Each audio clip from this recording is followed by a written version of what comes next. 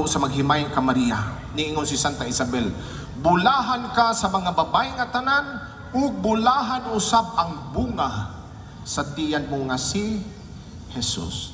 Ang kabulahanan ni Maria anaa sa presensya sa Dios nga naa sud niya. Ug di lang kay sud sa sabakan kundili sud pod diha sa iyahang kasing-kasing. So ang nakapabulahan sa tumahal nga Birhen Maria tungod ni Jesus nga iyang gidawat sud siyang sabakan ug mismo sa iyahang kasing-kasing. So pangutana mao ni, unsa may makapabulahan nato ining tuiga? Atong gamiton ang acronym NEO kay bag-uman. N. Ang makapabulahan nato N. Nativity of Jesus. Ang pagkataon Jesus. Si Jesus mao'y nakapabulahan kang Maria. Ug mausap kini ang makapabulahan sa tuig. Si Jesus atong Ginoo.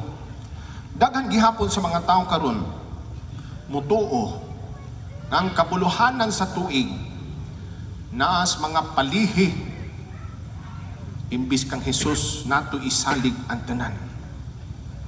Na atas palihi maman bitaw na bindaghana taga Unido na malik og prutas lingin ganina dito sa merkado. Hurot good. Ha? Katapusang itlog nga lingin hurot. Imbis kay mo palit ko wa na. Nganong lingin raman? Ang anong kasagaran lingin kumplituhon jud kuno na ang lingin 13 ila nakabuok. Ibutang sa lamisa aron kuno ang swerte mo sulod. Nganong di man rectangle? Nganong lingin man? Mao nang sinsiyo ra ang inyong matigo.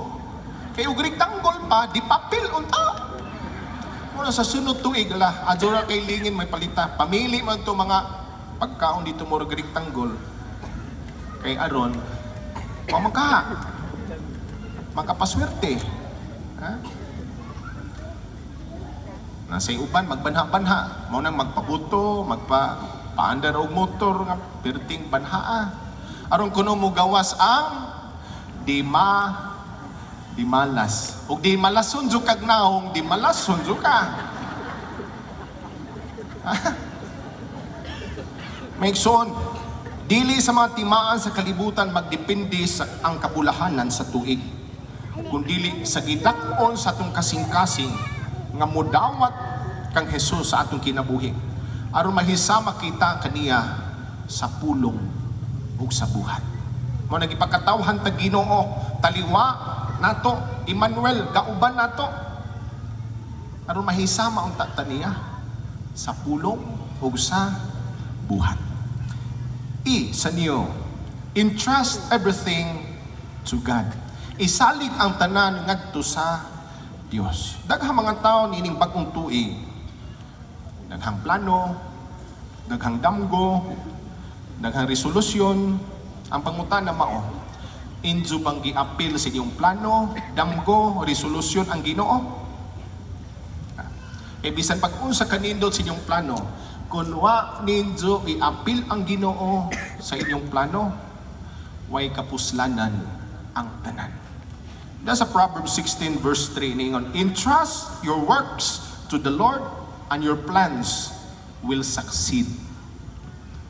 Atong isalig sa Ginoo ang tanan, kay siya may tag-iya sa tanan. We cannot control what this year will bring. Sickness or health, success or struggle, but we can control to whom we entrust our lives. Di takat kontrol sa mga panghitabo nining kalibutan na. Pero mag-control na to, maka-decide ta og asa na to isalig ning tanan.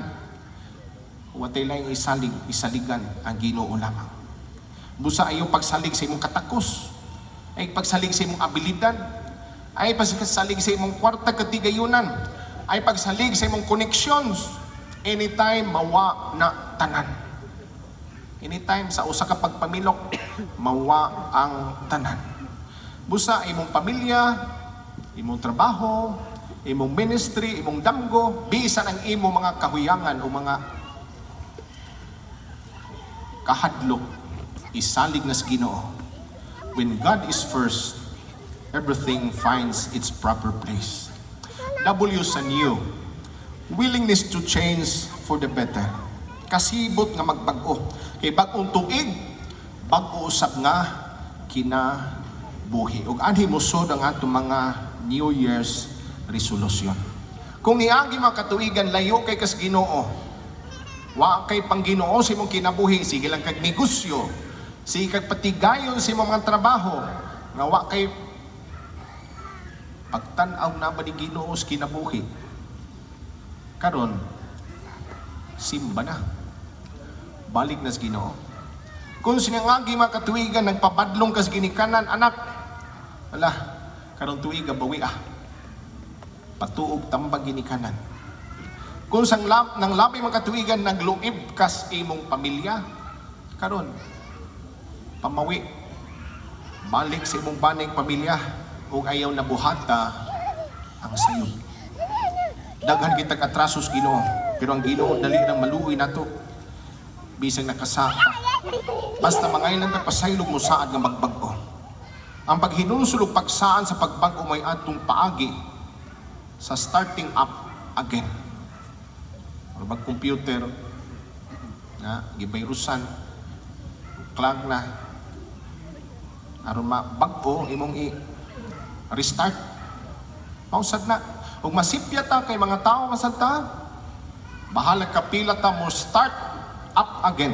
Basta kinasing-kasing ug di gyud mo balibad ang Ginoo. Kung makita niya na kita kinakasing-kasing na ginusol o gusto magbag-o sa atong mga sayo. Kay habang may buhay, na gyud tay pag-asa na mabag-o. Daghan ng mutana. Kung sa kading tuiga pa der, ting swerte ba ni o ting timalas? Kamo sa may tubang ninyo, ang Diyos regyoy nasayod sa tanan. Sa mga insik pa, karong kunong tuiga, tuig sa, ano sa mananapa? Fire, horse, impas ang red horse, ano yun?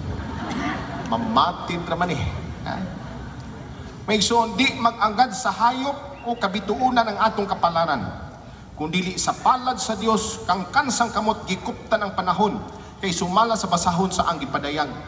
Chapter 1 verse 8, niyon siya ang Alpha o ang Omega, ang sinugdan o katapusas panahon. Kaniya ang panahon, kairos, kay siya mao ang magmumugna sa adlaw, si mana o mga katuigan. Busa dita mahingawa kung karong tuiga, ting gutom baron, ting abunda baron, o ting katalagman ba, ting swerte ba? Ay importante nga atong isalig ang tanan sa Ginoo, nga mo'y tag-iya sa panahon, ug nuntan sab nato sa atong pagpaningkamot. Ug kita mo salig, in God's time, He makes all things beautiful in His time. A blessed New Year to all of us. Manidog ang tanan.